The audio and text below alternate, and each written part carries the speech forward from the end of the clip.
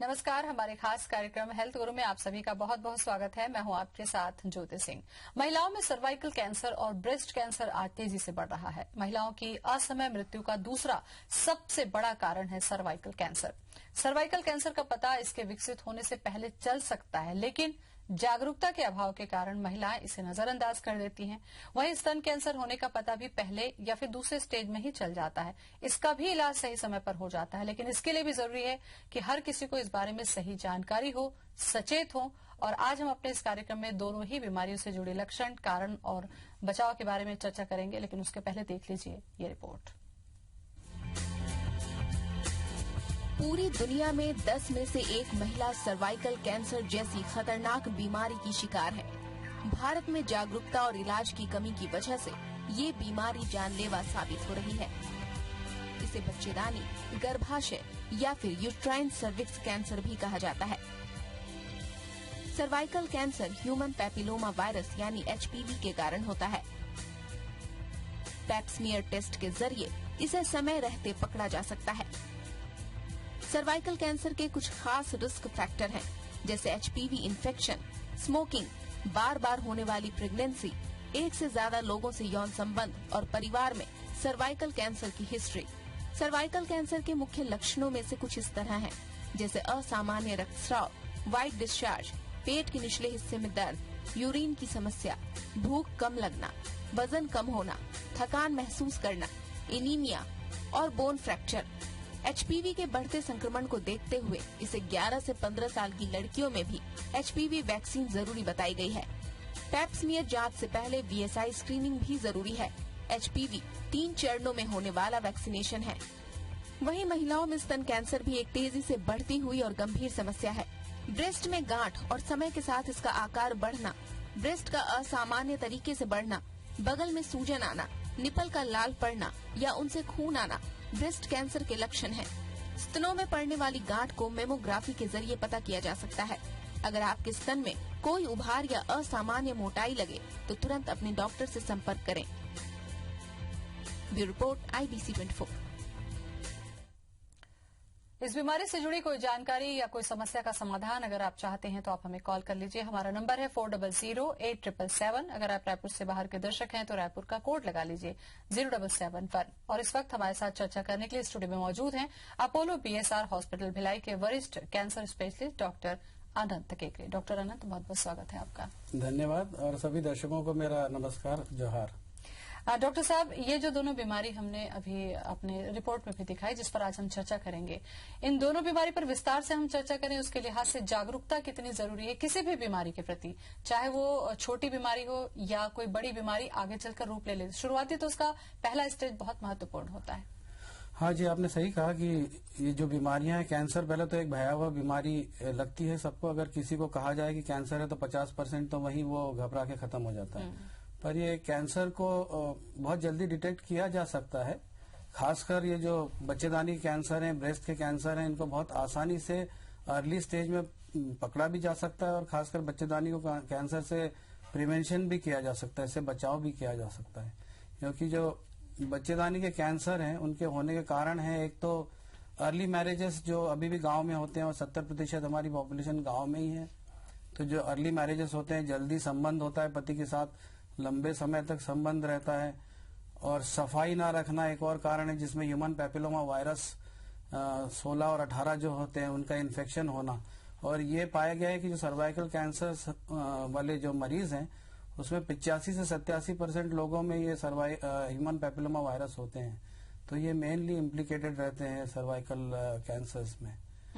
एक ये बच्चेदानी का हुआ। और जो ब्रेस्ट कैंसर्स का है उसके लिए कोई खास जानकारी नहीं है कि क्यों होता है, पर कुछ 10-15% केसेस में ये फैमिलियल होता है और हेरिडिटरी होता है, जिनमें BRCA1-2 जीन पॉजिटिव होता है, जो कि एक तरह का ट्यूमर सप्रेसर जीन है, जिसमें बदलाव होने से ये कैंसर होने की संभावना होती है। तो आपके परिवार में अगर 2 या 3 लोगों को ब्रेस्ट या ओवरी के कैंसर हैं तो आपको सचेत रहना चाहिए और सही समय पे जांच करवाते रहना चाहिए।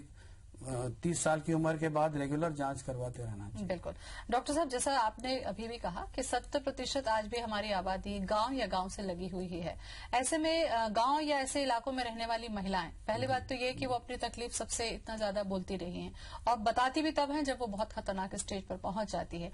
क्या कुछ ऐसे लक्षण आप बताइए कि अगर बच्चेदानी में किसी भी तरीके की कोई समस्या की शुरुआत हुई है तो एक महिला जो ग्रामीण स्तर पर है या जो घर से बाहर नहीं निकल सकती, हो सकता है इस कार्यक्रम के जरिए देखकर उन लक्षणों को पहचानने के बाद वो सीरियस हो, मामले में गंभीर हो। हाँ जी, इसके प्रति सचेत होना और जानकारी होना बहुत जरूरी है, क्योंकि बहुत अर्ली स्टेज में ये बीमारी पकड़ी जा सकती है बहुत आसानी से। एक तो पहली बात मैं कहूंगा कि 35 साल की उम्र के बाद हर एक महिला ने एक बार अपनी पैप स्मीयर जांच करवा लेना चाहिए। बहुत सिंपल सी जांच है। बच्चेदानी के मुख से एक थोड़ा पानी लेके और उसको एक स्लाइड पे लिया जाता है, कांच के टुकड़े पे, और उसको फिक्स करके माइक्रोस्कोप पे देखने से आप इस बीमारी का पता लगा सकते हैं। तो ये बहुत आसान सी टेस्ट है और इसके कुछ लक्षण भी अगर जिसकी तरफ हम ध्यान दें, जैसे कि अगर पति से संबंध होने के बाद अगर ब्लीडिंग होता है या खून जाता है, रक्तस्राव होता है, तो उसकी तरफ विशेष ध्यान दें, क्योंकि ये कैंसर हो सकता है। और अगर सफेद पानी जा रहा है साथ में थोड़ा सा खून मिला हुआ, उसकी तरफ भी ध्यान दें, वो भी कैंसर हो सकता है। तीसरी चीज, अगर माहवारी बंद होने के बाद अगर रक्तस्राव हो रहा है, ये भी बच्चेदानी के मुख का या बच्चेदानी का कैंसर हो सकता है। तो ये 2-3 चीजों का अगर हम ध्यान रखें। महिलाएं अधिकतर शर्मीली होती है, जैसे आप बोलते हैं, वो अपनी परेशानी घर में ही नहीं बताती, तो डॉक्टर के पास जाना तो बहुत दूर की बात हो जाती है। और कई बार यही जो वजह होती है डॉक्टर साहब, वो घातक हो सकती है, क्योंकि जैसा आपने बताया कि दोनों ही बीमारी जो है वो सही समय पर आने पर क्योर हो सकती है। पीरियड्स का इरेगुलर होना अगर शादीशुदा महिला में है या अनमैरिड लड़कियों में है, आजकल हम आम देख रहे हैं कि पीरियड्स में रेगुलर नहीं रह गया। ऐसे में क्या यहाँ पर भी अंदेशा होता है कि ये घातक हो? नहीं, ऐसा तो नहीं है। जो आजकल खाने पीने में एक तो परिवर्तन हो गया है, बहुत सारा फैटी फूड और एनिमल प्रोटीन, ये सब चीजें बहुत खाने लग गए हैं, पिज्जाज आ गए हैं, बर्गर्स आ गए हैं, इससे भी परेशानी हो रही है। ओबेसिटी भी बढ़ रही है। जो जब मोटापा या ओबेसिटी बढ़ती है तब हार्मोनल चेंजेस भी होते हैं, उसकी वजह से ये महिलाओं में, बच्चियों में ये परेशानी आने लग गई है। और चूंकि आजकल महिलाएं भी प्रगतिशील हैं और अपने जॉब की तरफ ओरिएंटेड हैं, काम के प्रति अपने उनका रुझान रहता है, तो लेट मैरिजेस होती हैं। उस स्थिति में भी ये सब परेशानियां आती हैं। बिल्कुल। जैसे कि इसके ट्रीटमेंट पे हम चर्चा करेंगे, बचाव पहले हम देख लें डॉक्टर साहब कि बचाव के लिए क्या किया जा सकता है व्यक्तिगत स्तर पर भी और ट्रीटमेंट के लिहाज से भी। क्या वैक्सीनेशन का जिक्र आप कर रहे हैं? मैं दोनों बीमारियों के बारे में थोड़ा थोड़ा बता देता हूँ। एक तो सर्विक्स का जो बच्चेदानी का कैंसर है, उससे बचने के लिए एक तो आप सफाई रखें अपने प्रजनन अंगों की। वो माताओं ने अपने बच्चियों को सिखाना चाहिए कि किस तरह से सफाई रखी जाती है और रोज नहाते समय किस तरह से साफ रखें उसको। दूसरी चीज, अर्ली मैरिजेस ना हो, ये इस बात का विशेष ध्यान रखना पड़ेगा, क्योंकि कानून जरूर है, फिर भी गांव में अभी भी अर्ली मैरिजेस होके गवना हो जाता है, संबंध जल्दी होता है, लंबे समय तक रहता है, ज्यादा बच्चे पैदा होते हैं। तो ये सब जो कारण है, इनसे अगर हम बचें तो बच्चेदानी के कैंसर से बहुत हद तक हम लोग बच सकते हैं। तीसरी चीज, इसमें एक वैक्सीन आ गया है, जो ह्यूमन पैपिलोमा वायरस जो मैं बता रहा था, इससे बचने के लिए अगर 13 साल से लेके 15 साल तक वो वैक्सीन लगा दिया जाए, जबकि बच्चियों का संबंध अभी मेल पार्टनर से हुआ नहीं है, तो इसमें इस बीमारी से पूरी तरह से बचा जा सकता है। और इस वैक्सीन के बारे में भी कुछ धारणाएं फैली थी कि इस वैक्सीन को लगाने से कुछ लोग खत्म हो गए थे, पर वो गलत प्रूव हुई थी। बैंगलोर में और कहीं ऐसी डेथ्स हुई थी, पर वो गलत प्रूव हो गई थी। ये वैक्सीन सेफ है, और जैसा कि दूसरे भी किसी वैक्सीन में थोड़ा बहुत परेशानी जा सकती है, इसमें भी जा सकती है, पर इससे कैंसर सर्विक्स होने का चांस बहुत कम हो जाता है। और अपने यहाँ आजकल 13 साल से लेकर 26 साल तक इसको देने की मतलब गवर्नमेंट की तरफ से वो है कि 13 से 26 साल तक आप इसको दे सकते हैं, इस वैक्सीन को। ऐसे ही कैंसर ब्रेस्ट में अगर आपके फैमिली में किसी को कैंसर ब्रेस्ट या ओवरी हुआ है, तो आपको सचेत रहना चाहिए। खासकर अगर 2 या 3 लोगों में परिवार में ब्लड मतलब रिलेशंस में हुआ है, तो सचेत रहे। तो ब्रेस्ट सेल्फ एग्जामिनेशन बहुत सबसे सिंपल तरीका है। 15-20 दिन में या महीने में एक बार मिरर के सामने अपने बाथरूम में खड़े रहें और देखें कि कोई ब्रेस्ट में कोई बदलाव तो नहीं आया है, कोई ब्रेस्ट छोटी हो गई या लंबी हो गई या उसमें कहीं सिकुड़न आ रही है, तो उसका विशेष ध्यान दें, जांच करवाएं। फिर अपने फ्लैट हाथ से जांच करके देखें, फ्लैट हाथ से खासकर, क्योंकि वैसा करने से आपको लंप्स मालूम पड़ेगी। अगर आप इस तरह से जांच करेंगे तो कई गठाने लगेंगी, तो फ्लैट हाथ से जांच करें। अगर उसमें कहीं कोई गठान लगती है आपको, तो उसकी तुरंत जाके जांच करा लें। वैसे 80% गठाने कैंसर रहित होती हैं, पर 20% फिर भी कैंसर ग्रस्त हो सकती हैं और उसका सामयिक इलाज होने से ठीक हुआ जा सकता है। एक कॉल ले लेते हैं डॉक्टर साहब। गणेश जुड़ चुके हैं सूरजपुर से। गणेश, स्वागत है आपका, सवाल कर लीजिए। हाँ डॉक्टर साहब, मेरा सवाल ये है कि जो ह्यूमन पेपिलोमा वायरस है, तो ये डॉक्टर साहब इसका कोई शुरुआती लक्षण भी होता है और इसको अपन कैसे डिटेक्ट कर सकते हैं सर? नहीं, इसका कोई लक्षण नहीं है, पर इसकी एक जांच ली जा सकती है। वहीं जैसे पैप स्मीयर करते हैं वैसे ही सर्विक्स के वहां से एक जांच लेके उसको डीएनए टेस्टिंग के लिए भेजा जाता है। ये करीब 1000-1500 रुपए की ये टेस्ट होती है और इसमें मालूम पड़ जाता है कि ह्यूमन पेपिलोमा वायरस इन्फेक्शन है कि नहीं। खासकर ह्यूमन पेपिलोमा वायरस 16 और 18 जो होते हैं वो सबसे ज्यादा खतरनाक है ये कैंसर की बीमारी होने के लिए। इसके अलावा और भी 100 तरह के ह्यूमन पेपिलोमा वायरस होते हैं, उसमें से कुछ वार्ड्स वगैरह बनाते हैं। तो इसके अगेंस्ट में 16 और 18 के अगेंस्ट में 2 वैक्सीन सब आ चुके हैं। अगर इन्फेक्शन नहीं है तो आप वैक्सीन दे देने से वो इन्फेक्शन होने का चांस कम होता है, और अगर इन्फेक्शन आया है तो उसको फिर केयरफुल रहना पड़ेगा, जांच करवाते रहना पड़ेगा। बिल्कुल। कुछ और भी चर्चा मैं करूंगी डॉक्टर साहब आपसे। फिलहाल यहाँ पर वक्त हो चला है छोटे से ब्रेक का, कहीं जाएगा नहीं, फौरन लौटते हैं। ब्रेक के बाद स्वागत है आप सभी का हमारे खास कार्यक्रम हेल्थ गुरु में। आज हम चर्चा कर रहे हैं सर्विक्स और ब्रेस्ट कैंसर के बारे में। जागरूकता बेहद जरूरी है कि आप अपने शरीर के प्रति जागरूक रखें, साफ सफाई का ध्यान रखें और कहीं कोई तकलीफ नजर आती है तो डॉक्टर से संपर्क करें। ये अहम कदम होता है किसी भी बीमारी को रोकने के लिए।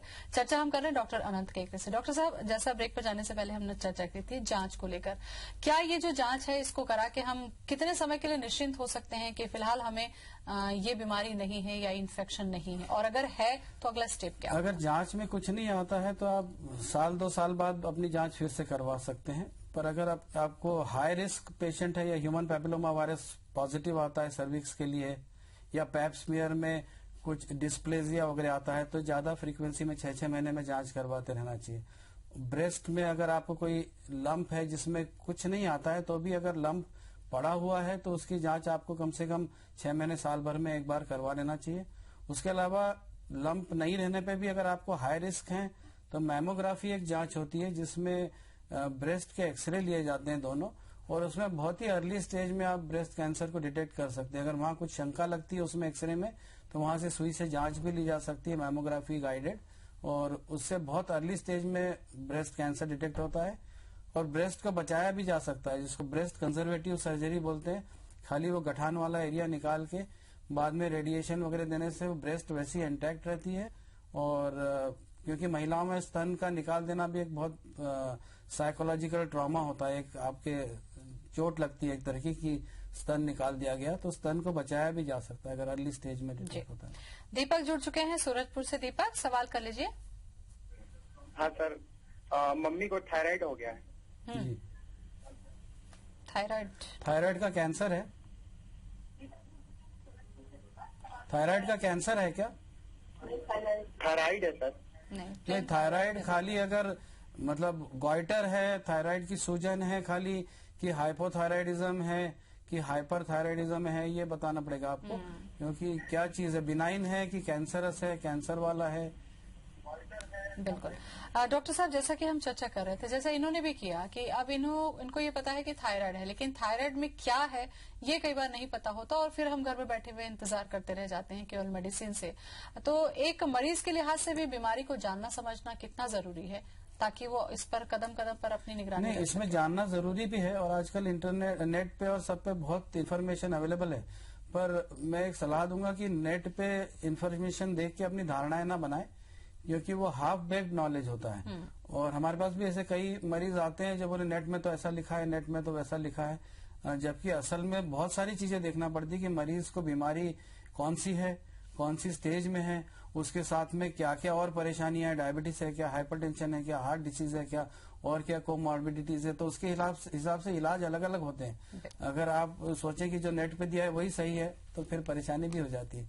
पर जानकारियां उपलब्ध है, और जानकारी अवेयरनेस के लिए संगोष्ठियां होना भी जरूरी है। गांव गांव में जाके हम लोग करते भी रहे, एक एनजीओ के द्वारा हम लोग जाते थे फ्री ऑफ कॉस्ट, जाके गांव में, आसपास के गांव में जाके फ्री ऑफ कॉस्ट। और सेल में जब मैं था steel authority of India limited में, तो हम लोग कई कैंप्स भी करते थे परदी ग्रामों में जाके। बिल्कुल।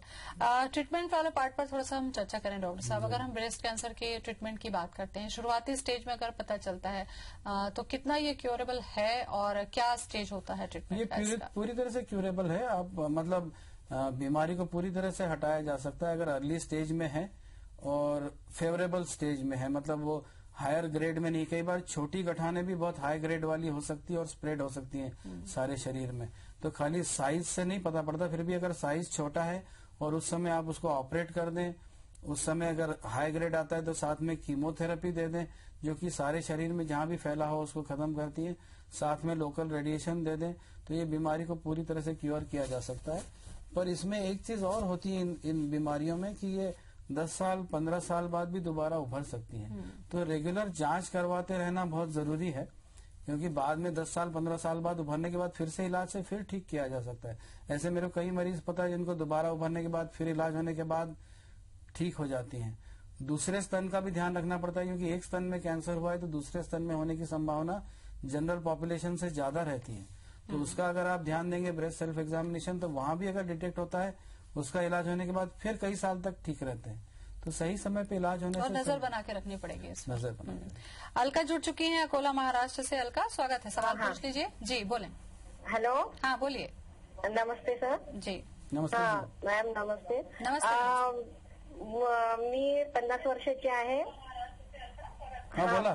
50 साल की हूँ मैं. हाँ बोलिए, मराठी में भी और बोलिए। हाँ 50 वर्षाची आहे हम्म, आणि मला युरिन मध्ये 8 ते 10 दिवसापासून त्रास होतो.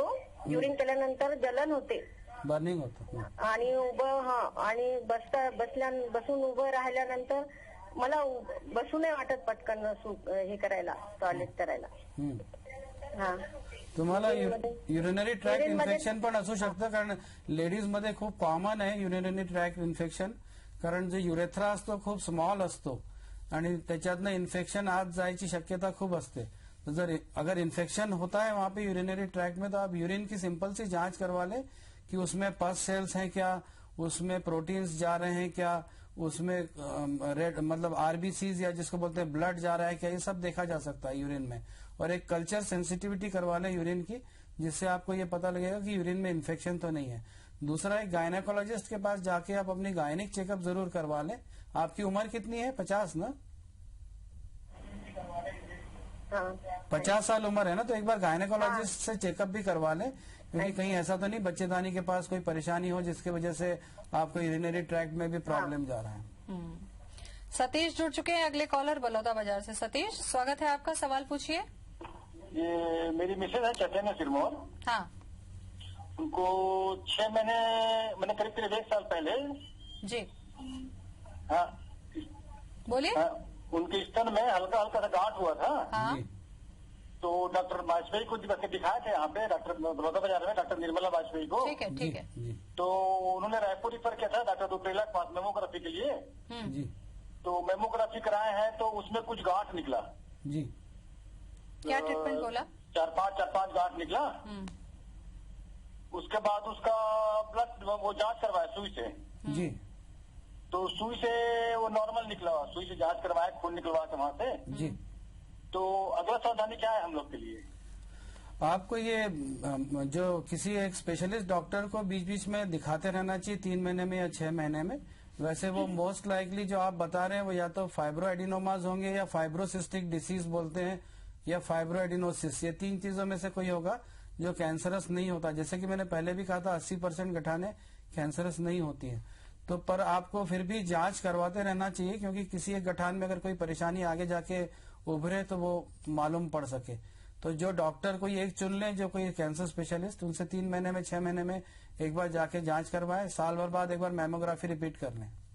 लक्ष्मी जुड़ चुके हैं भिलाई से. लक्ष्मी, स्वागत है, बोले सवाल. हाँ. बोलिए. तो मेरा क्या सवाल है, मेरे को ना ये यूट्रस में कैंसर का लक्षण था, वो तो निकालने के बाद डॉक्टरों ने बताया. हाँ. पर अब वो हो चुका है, पर साल में मेरा एक टेस्ट होता है. मेरा क्या सवाल है, मेरे को हाँ जी, पूरा करिए सवाल. आप टीवी बंद सुनिए. टीवी बंद कर दो. आप सवाल पूरा करिए. हाँ, फिर उसके बाद क्या, अभी जैसे मेरी बेटी है हाँ। तो बेटी तो अभी 25 साल की हो गई है। हाँ। तो कुछ लोग ये बोलते हैं कि नहीं, माँ से बेटी को जाता है, तो क्या ऐसा हो सकता है क्या? नहीं, जो ऐसा आप इंजेक्शन के बारे में बता रहे हैं, तो क्या वो लगवाना जरूरी है बेटी को? नहीं, कितनी बड़ी है बेटी आपकी? बेटी अभी 25 साल की हो गई है। 25 साल की। नहीं, अब जरूरत नहीं है, उसकी मैरिज हो चुकी है। नहीं, अभी मैरिज नहीं हुई है। हाँ, तो फिर भी आप लगवा सकते हैं, किसी गायनेकोलॉजिस्ट से पूछ के आप लगवा सकते हैं। पर आपको कैंसर हुआ बच्चेदानी का, इसलिए उसको हो जाएगा ऐसा जरूरी नहीं है। हाँ, और जो मेरा ये टेस्ट होता है साल में एक बार, वो मेरा हमेशा होता रहेगा क्या? हाँ, वो करवा लेना सेफ रहता है। एक पैप स्मीयर टेस्ट करवा लेने में कोई नुकसान नहीं होता, वहां से पानी लेके जांच करने में। और बीच बीच में कभी एक अल्ट्रासाउंड या सीटी स्कैन कभी कर लेना, उसमें भी कोई नुकसान नहीं है। क्योंकि समय रहते अगर कुछ वापस उभरता है तो समय रहते पता लगे तो ज्यादा बेहतर रहता है।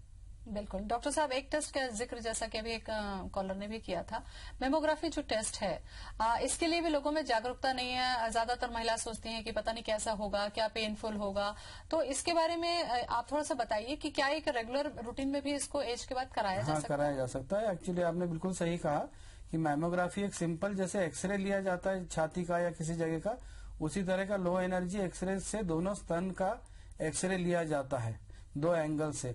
और उसमें कहीं भी कोई छोटी सी भी गठान हो या इवन स्मॉल कैल्सिफिकेशन यानी कैल्शियम के कण जैसे दिखते हैं, तो वो भी अगर दिखते हैं तो वो शंका मालूम पड़ जाती है कि यहाँ कैंसर होने की संभावना है, और वहां से जांच लेने से बहुत जल्दी पता पड़ सकता है। पर यह है कि 35 साल या 40 साल के बाद इसको रेगुलर करवाने की ऐसी कोई जरूरत नहीं है। जो लेडीज 55 साल के बाद अगर इसको करवाएं तो ज्यादा बेहतर है, क्योंकि ज्यादा उम्र में होने की संभावना होती है। जिन लेडीज में फैमिलीज में, जैसे मैंने पहले भी कहा कि 2-3 लोगों को ब्रेस्ट या ओवरी का कोई कैंसर, अंडकोश का कैंसर अगर है, तब तो उन्होंने अपनी ये जांच जरूर करवाना चाहिए 35-40 साल के बाद। और फिर अगर सब नॉर्मल है तो 2-1 साल के बाद फिर से रिपीट करनी चाहिए। चलिए, बहुत अहम जानकारी डॉक्टर साहब आपने दी। जागरूकता के लिहाज से भी आपने बहुत कुछ बताया। बहुत बहुत धन्यवाद। थैंक यू, आपको भी बहुत बहुत धन्यवाद, और सब दर्शकों को नमस्कार। इसी के साथ हमारे खास कार्यक्रम में आज बस इतना ही। तो अपने आप पर ध्यान दें, कोई बीमारी बढ़े उसके पहले डॉक्टर से संपर्क करते रहें, ये ज्यादा जरूरी होगा। फिर मिलेंगे एक नए टॉपिक के साथ। दें इजाजत, नमस्कार।